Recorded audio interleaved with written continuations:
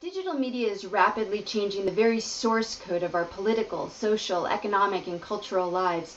And while the internet is a vast web of words and images and sounds created by millions of people around the world, emerging data shows that the diversity that the internet was originally intended to create has given way to a digital divide. Junk food news, media, and marketing, those are the hallmarks now of today's digital culture. Sensational rumors, exaggerations, lies, they now spread just as fast and in many cases faster than facts and the truth. Algorithms designed to give us more of what they think we want are invisibly curating our online experience and reinforcing pre-existing beliefs. This begs the question, does the truth even matter anymore? Hi, I'm your host, Lisa Ingalls, and in this series, From Digital Abuse to Digital Integrity, we'll be having conversations about how to restore the integrity of digital media and evolve the internet culture. I hope you can join us in this very timely discussion. Just briefly outline 4 litmus tests. A, when the person who's the subject of the attack, right, or the smear, the way you know it's a smear is if action was taken before facts were checked, right? So when action is taken, so let's say there's an attack. It often happens at a university, right? In some of the more tragic cases where, and David Mamet wrote a play on this called Oleana, which dramatizes this, where a teacher, for example, a professor may be accused of sexual harassment. Now, often there's an explosion of sexual hysteria and the teacher is dismissed or censured, right? Before there's been any real investigation, right? Or before an investigation takes place at all. Now, in a university, ultimately, there's a demand for an investigation because there's structures. Often when you're in non-university organizations that don't have appropriate structures in place, if there's an accusation, let's say, for example, let's use sexual harassment as an example, and there's been no investigation which checks both sides and checks evidence, if that hasn't happened, and nonetheless, action has been taken against the person, you know you're not dealing with a genuine scandal, you're dealing with a smear. That's the first litmus test. It's very powerful. Let me say it again.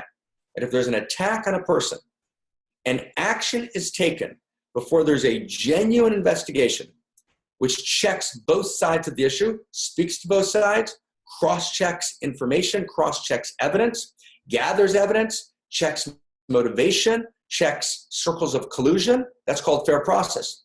If that didn't happen, then we're dealing not with scandal, but with smear. That's litmus test 1. Litmus test 2. If after the person, whoever it be, man or woman, has been attacked and damaged, and then the person, as often happens, has time, right, to gather information, and evidence is gathered. Now that evidence is brought before the people who were attacking, whatever the structures of power might be. Right? If there's a refusal to consider new evidence that's been gathered, then again, you know, we're not talking about a genuine scandal, we're talking about a smear. Because the interest is now jihad, not justice. And jihad is a word used in fundamentalist Islam to talk about the war against the infidel. Right? So the internet attack can become a jihad and not a search for justice. The second litmus test is new evidence has been gathered. When that evidence is brought to the people who originated the attack, ostensibly for righteous reasons. So they're claiming if they now have new evidence, they're willing to consider it, well, that's a good indication that their original inclination might have truly been justice. But if they refuse to look at, to meet, right, to engage, right, new information, then you know for sure you're not dealing with a scandal, you're dealing with a smear. 3, the third litmus test, it's a very powerful litmus test, is there demonization at play? Is the person attacked being demonized? Are they being talked about in a way which there's an exaggerated, right, malice and quality of malice in the attack? If there is, right, occasionally the person might be a demon, but unlikely.